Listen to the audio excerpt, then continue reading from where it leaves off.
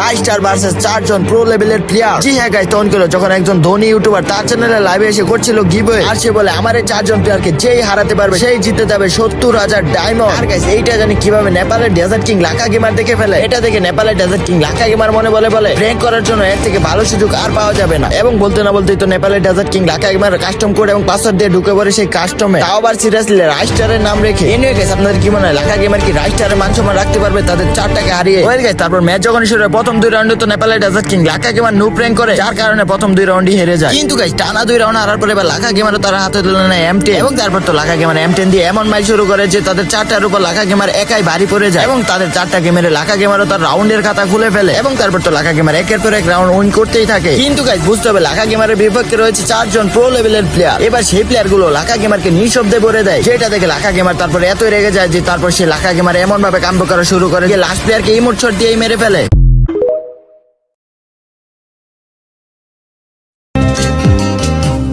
আমার লাগি তোমার বাড়ি গোলাপ লাগাইও, কোকিলের ডাক শুনিলে হাসি মুখে চাইও।